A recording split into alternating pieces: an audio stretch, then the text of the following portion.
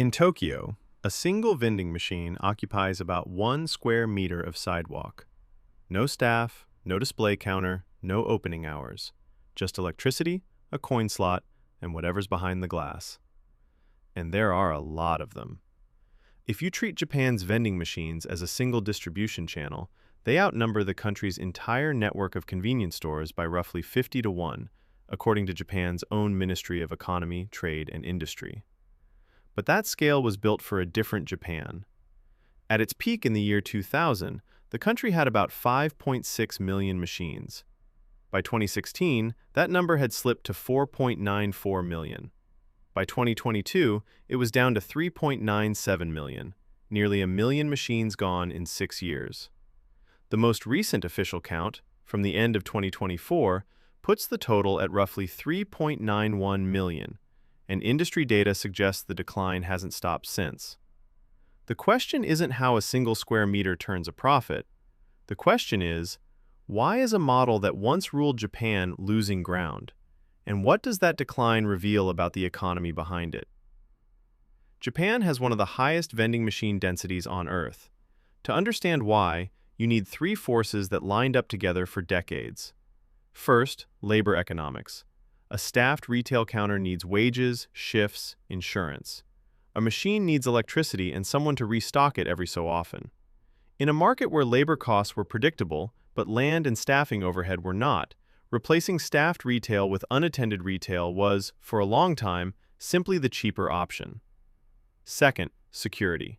A machine standing outside, unguarded 24 hours a day, is unremarkable in Japan because street crime is vanishingly rare, a condition that's difficult to replicate in most other markets. Third, land value.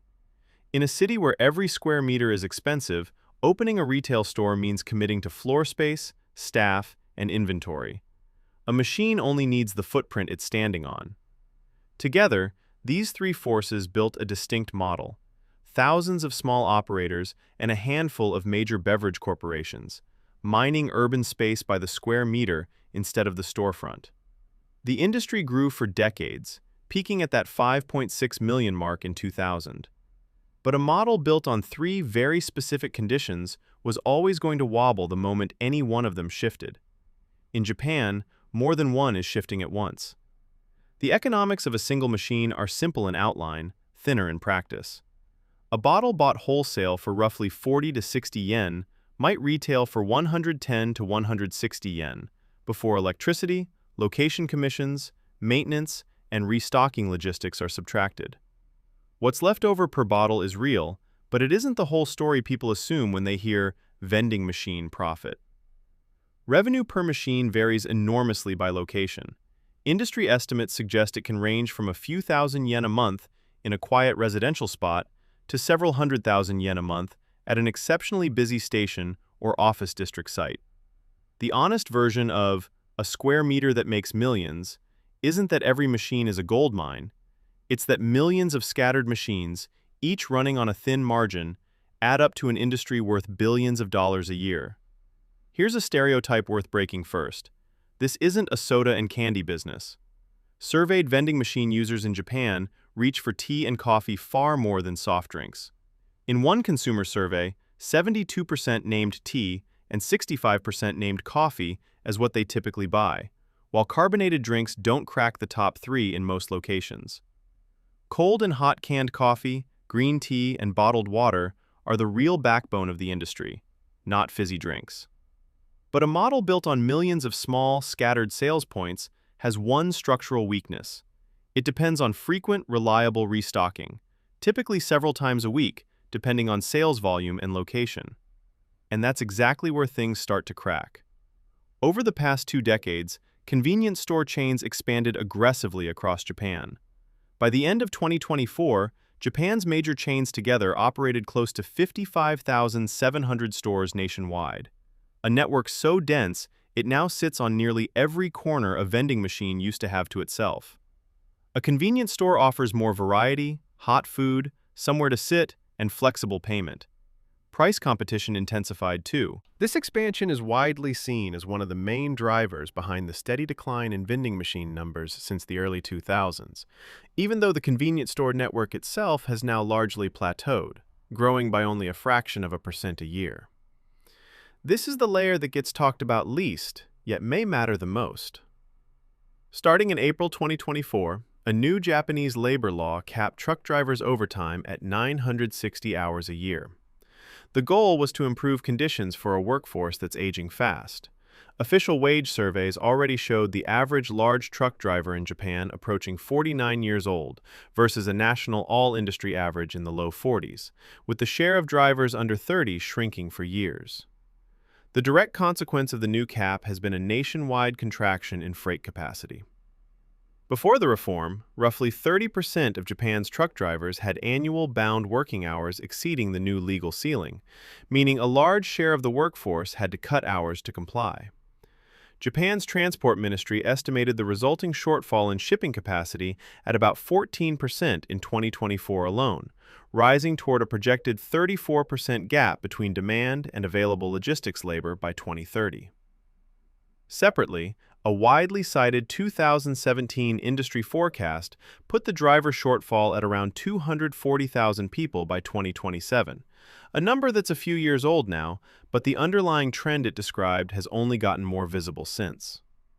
For an industry that depends on restocking millions of scattered sale points on a regular cycle, the cost and difficulty of keeping that supply chain running is rising at exactly the moment per-machine revenue is already under competitive pressure. Ito-En, one of the biggest names in Japan's beverage industry, is the clearest example of a model being forced to restructure.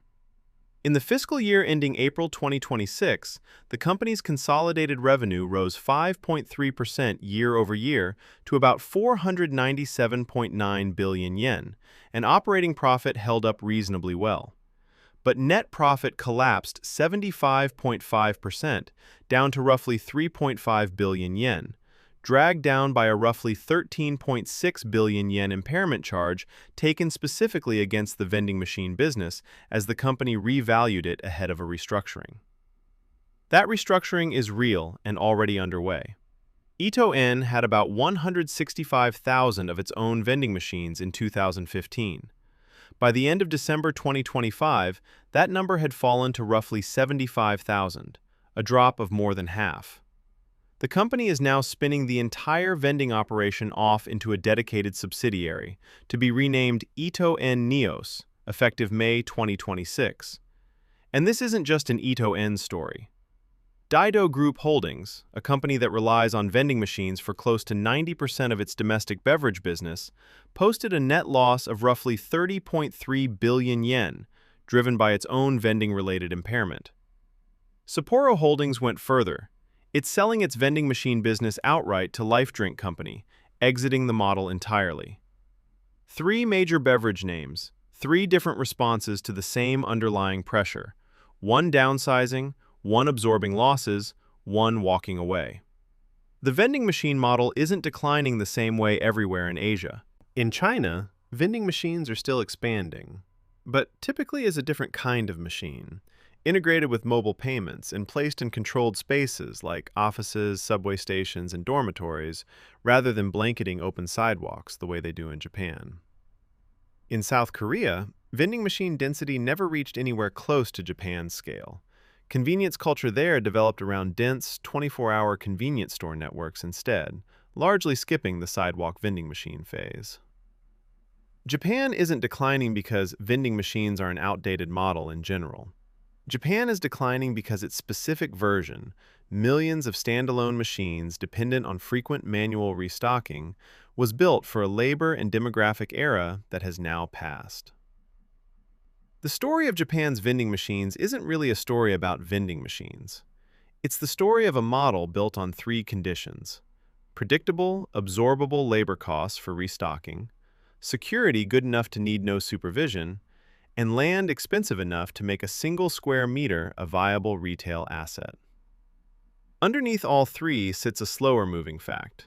Japan's working-age population peaked in 1995 at 87.3 million people. By 2024, it had fallen to 73.7 million, a drop of more than 13 million, roughly the population of Tokyo and Osaka combined.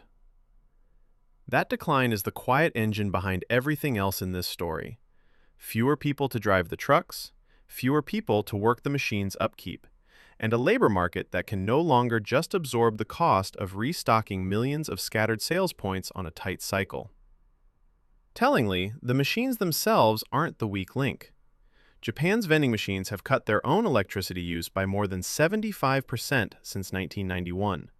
Modern units run on roughly 700 to 800 kilowatt hours a year, down from around 1,500 in the mid-2000s. The engineering problem has already been solved. What can't be engineered away is who restocks the machine and what it costs to get them there. This isn't a story of failure. It's a microfinancial system, once perfectly optimized for a particular demographic era, being forced to find a new equilibrium now that the era has ended. And it's an early signal for other economies that are aging fast, leaning on cheap logistics and betting on machines replacing people to keep costs down. The model can run beautifully, right up until one of its foundational conditions changes. In Japan's case, more than one changed at the same time.